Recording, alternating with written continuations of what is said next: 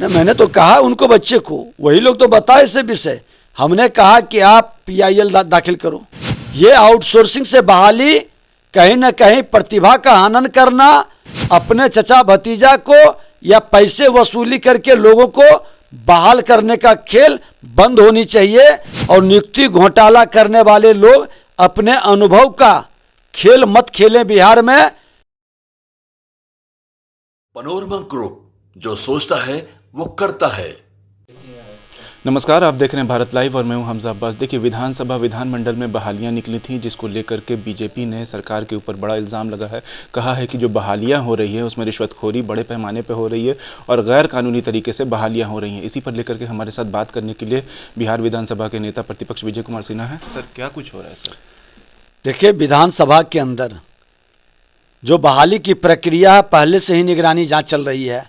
हमने फाइल पर भी लिख दिया था कि आउटसोर्सिंग कंपनी से बहाली न हो, सरकार के पास सक्षम एजेंसी है उससे बहाली हो।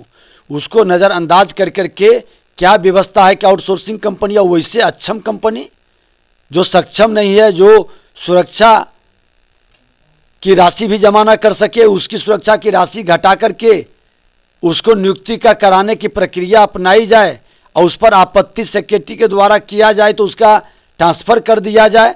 ये तमाम अनियमितताओं के बाद बहाली पर मुख्यमंत्री जी को हमने पत्र लिखा, विधानसभा अध्यक्ष को लिखा, महामहिम राज्यपाल महोदय को, और इसके बाद भी रिजल्ट निकालना और इसकी प्रक्रिया को बढ़ाना, जितना पद है उससे ज़्यादा की बहाली करना, ये खुल करके वो संस्था का अपमान है। और इस तरह के वातावरण से बिहार के नौजवानों के प्रतिभा के साथ खिलवाड़ है और पैसे की वसूली, भ्रष्टाचार, नियुक्ति घोटाला का बड़ा खेल खेला जा रहा है। इस पर लगाम लगे, उच्च स्तरीय जांच हो और इसको अविलंब रद्द करें। सर, देखा गया था कि कुछ बच्चे भी आए थे आपके पास शिकायत लेकर के कि आउटसोर्सिंग के माध्यम से जो है रिश्वतखोरी की जा रही है बड़े पैमाने पर। सर, मैंने तो कहा उनको, बच्चे को, वही लोग तो बताए इसे विषय। हमने कहा कि आप PIL दाखिल करो। क्या सरकार की व्यवस्था है कि विधानमंडल के अंदर हो या किसी भी संस्था या किसी भी विभाग के अंदर आउटसोर्सिंग से बहाली क्यों?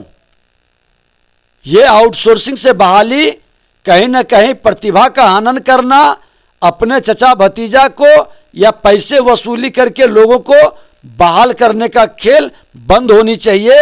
और नियुक्ति घोटाला करने वाले लोग अपने अनुभव का खेल मत खेलें बिहार में। बिहार में पारदर्शिता के साथ नियुक्ति, युवाओं का बहाली हो, प्रतिभा का सम्मान हो।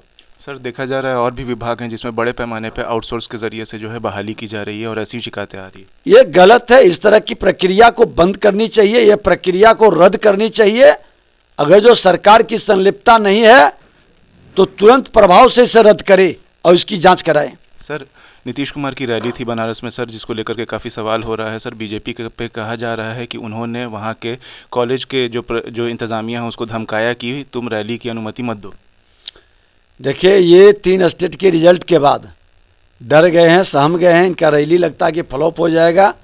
लोगों को भरमाने के लिए बहाना ढूंढ रहे हैं। एक मुख्यमंत्री का, एक सरकार दूसरे सरकार की रैली को रोक नहीं सकता। लोकतंत्र में सबको कार्यक्रम करने का अधिकार है। तब लोकतंत्र को कमज़ोर करना है, ये इनका वक्तव्य गलत है।